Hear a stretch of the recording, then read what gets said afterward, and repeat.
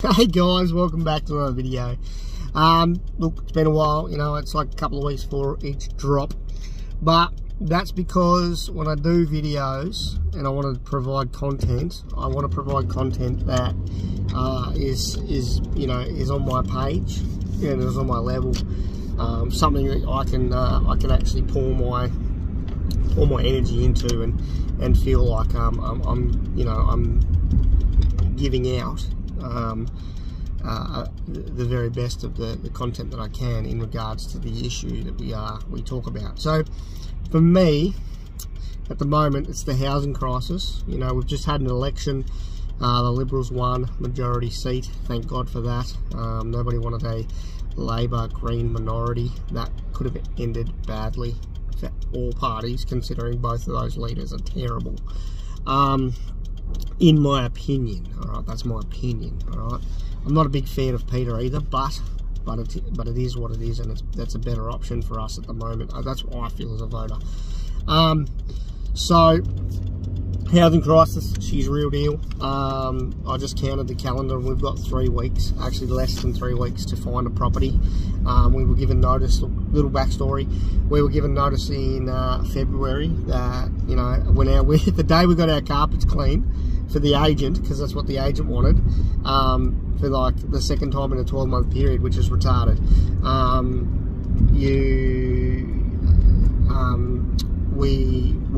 We got that same day, we got a phone call to say that we won't be extending, the owner won't be extending the lease after May the 26th, and that was in late February. So we've been looking for a property since late February, and we were quite comfortable with accepting the fact that we might have to pay 2 rents on, you know, 2 properties until either the owner moved back on the lease that had it expired, or until they had found a new tenant, if that's what they're going with. I don't know why we have to move out. I'm probably going to assume that the tenant wants, the owner probably wants to put the property on the market, and from what I know of the owner, he is currently in New Zealand.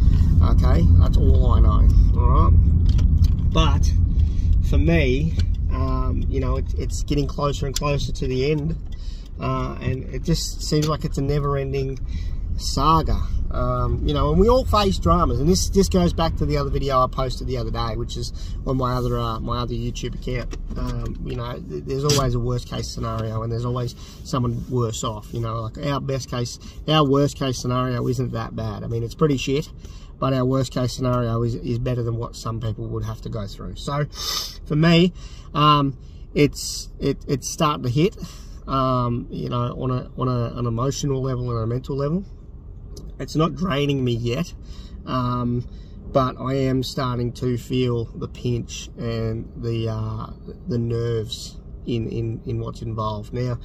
You know, like last night, a client said, "Why don't you buy?"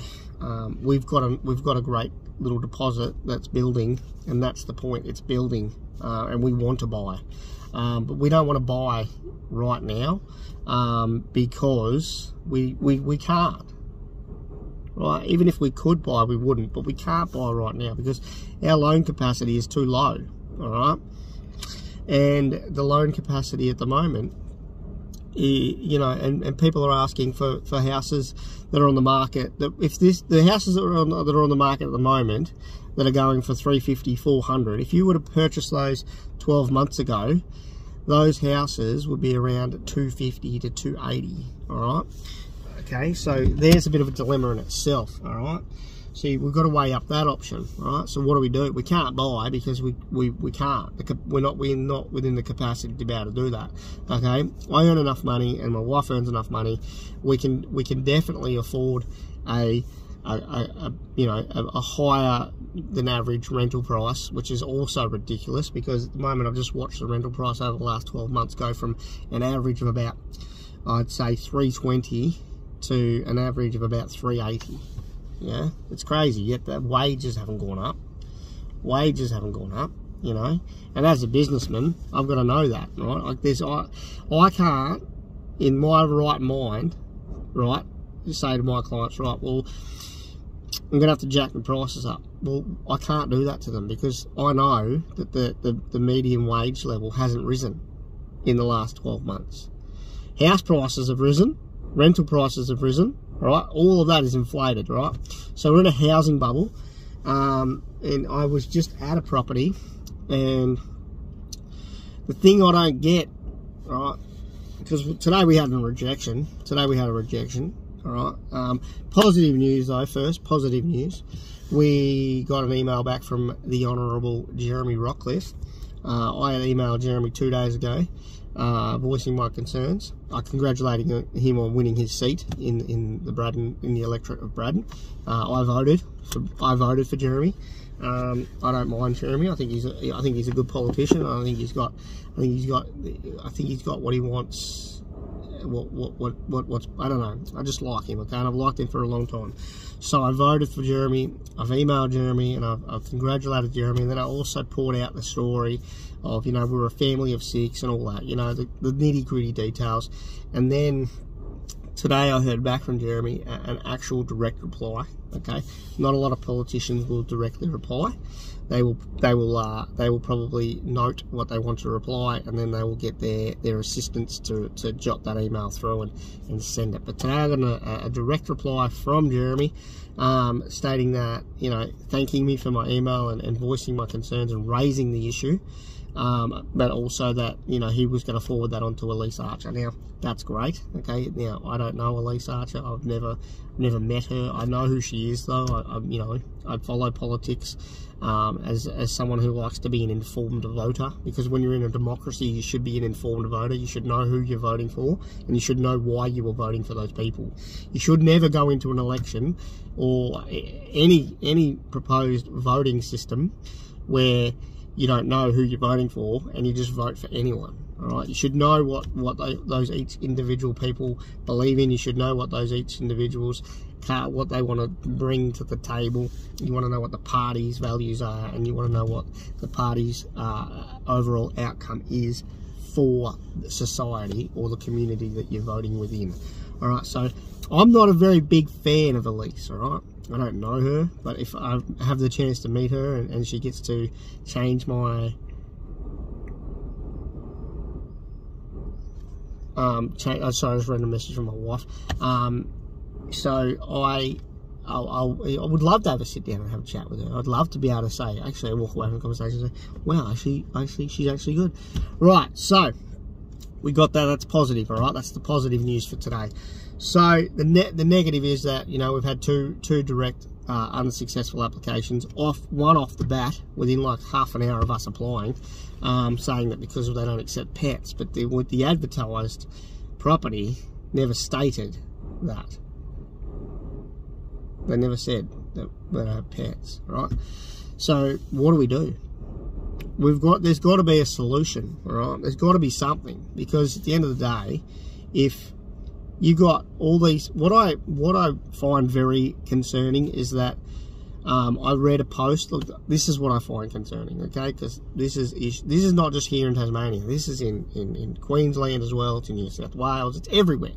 I'm pretty sure it was in WA not long ago, where they couldn't even get any properties. Like, people were looking for houses and there was none available, right? So my concern is when I see people posting in Facebook groups, it's beef week in Rockhampton at the moment, right? It's the beef capital of Australia.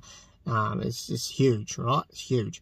So, it's great. People should have the opportunity to capitalise on that, like businesses, restaurants, cafes and all that. Those guys should have the opportunity to capitalise on that and grow their business through such a busy period, while the livestock shows are on and all that, all the bizzo that goes on with that. So, but I've got friends who live in Queensland who are also in the same boat, and to see that people posting in groups houses to rent for the week for $3,000 fucking dollars. $3,000. Yeah, you heard me right, okay? I will add the screenshot to the video and you'll be able to see it, all right? I don't even care. And then what I got sent to me this morning was from a friend of mine, was a screenshot of another group, and this one's in Tasmania, right? Room to rent for $250 a week, right? Lots of farm work, right? That was at the top. Lots of farm work, room to rent, $250 a week. Call fucking this bloke, right? I'm in a right mind to call that bloke and give him a bit of a serve, because $250 a week for a room? Are you going to cook me breakfast? Are you going to bathe me? Is there a spa? Do I have a bathroom, my own bathroom? Do I have my own shower? Do I have my own toilet? $250 a week. You could rent a small one-bedroom unit with your own kitchen and with your own fucking bathroom for that price. A room to rent. You know what antagonises me the most about that part? All right, about the whole side of it. It's that one is targeted at foreign workers.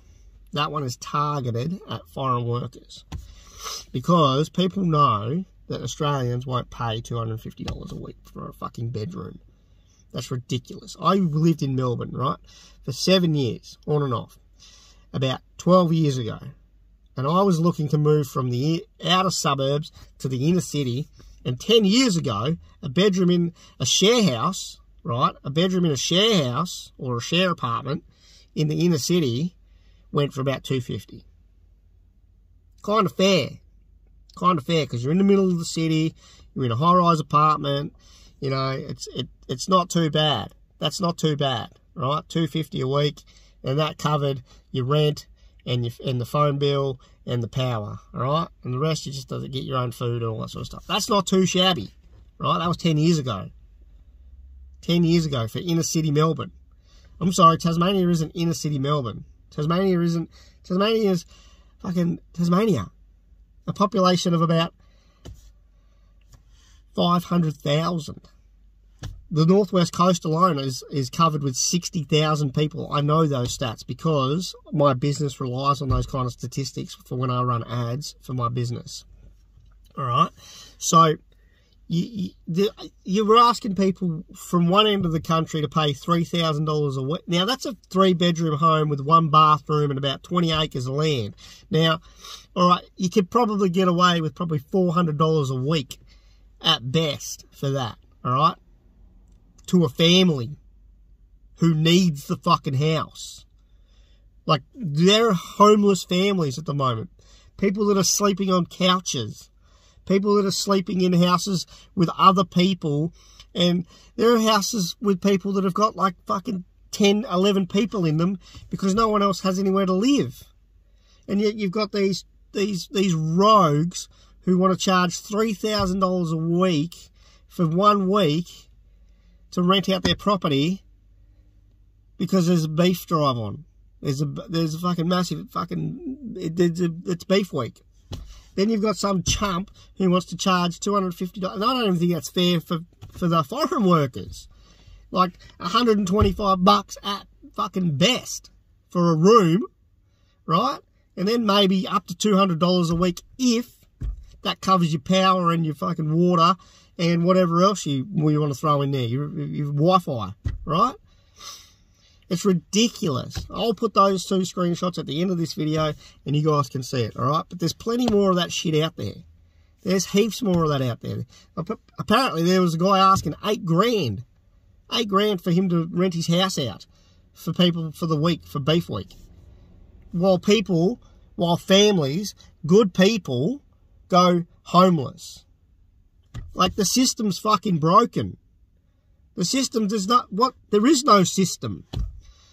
Affordable housing is shot through the floor, all right?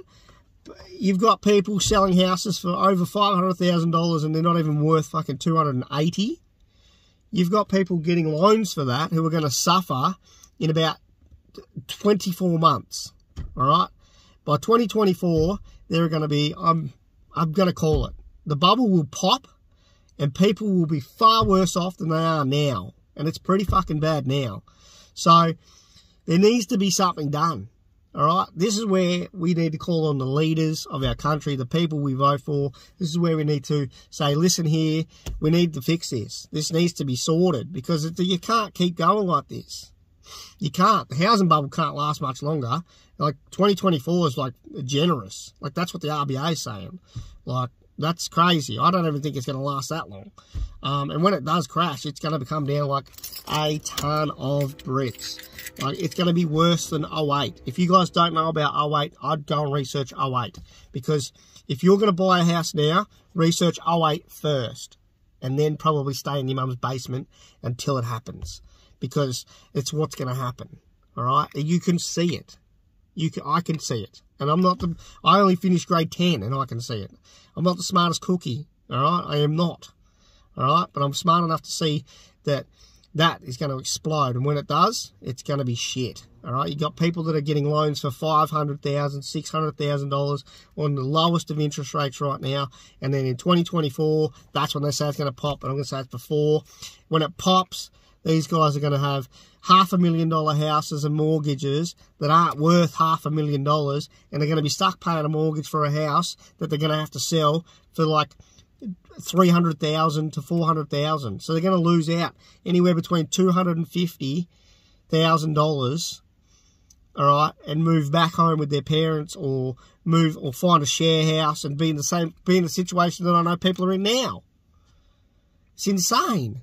They can't. I'm all for everybody being able to achieve what they want to achieve and getting to where they want to be and owning their own properties and building a business and becoming super successful and having enough money to basically not stress in life ever. I'm all for that. But what I'm not all for is people having to suffer just, you know, at the hands of other people's greed. All right? You can earn enough money and still be very fucking happy. All right, you don't have to charge people $3,000 for the week just because you can, because that's just silly. That's silly. Then you're gonna have an empty house at the end of the week, and everybody knows you're a douchebag, right? And they're not gonna rent your house. Everybody's seen it. Everyone's gonna know you're an asshole. All right. All right. So that's the video. If you're charging $250 for a room in Tasmania, you need to wake up to yourself. You're a fucking clown. You know, at best. Like, seriously. Get onto the state leaders. Get onto your local members. We've applied for about 100 houses, and it's fucking ridiculous. But I'm not the only one. We're not the only ones. We're out there trying, and we're battling on, and we're actually just giving it a crack. You know, we're waking up every day, and we're fighting it, and we're taking it on, and we'll just play it out, and we'll see how it goes. I'm extremely optimistic. I'm half expecting a call by tomorrow or midweek next week. You know, I'm not overly stressed by that part. Okay, so you know, I'm an optimistic person, but I just don't think the way it's going right now is going to benefit anyone, and it's retarded. All right, so I hope I get to hear from Elise Archer. I look forward to that. I'll tell you guys all about it. That's the video. I hope you guys enjoyed it. It went on for 20 minutes too long. But I hope you get the point. All right? I hope you get the point. And that's it. You know what I mean? All right? You know, I don't understand why people are charging ridiculous amounts for rent when the interest rates are so low. You know? And the wage hasn't gone up. That doesn't do any... That makes my head just explode just thinking about that. I actually get a headache. I'm actually getting a headache thinking about that. I'm thinking about, hang on a minute, this person's mortgage is probably fucking $280 a week, and they're charging $500 a week for people to rent it. You know, I just doesn't fathom me. And yet most people are only making, you know, the median household, I think, income here, last time I checked, was $32,000. All right? So it's ridiculous. But you know what? We're working towards being able to buy. If you're gonna buy, hold out. All right, really do seriously hold out. Hold out a little bit longer. Because the prices are still going up, and what goes up must come down. It's fucking true. An airplane can't stay up there forever. All right, it can't. It'll run out of fuel eventually. All right, so what goes up must come down. All right, if you wanna have, that's it. Cheers.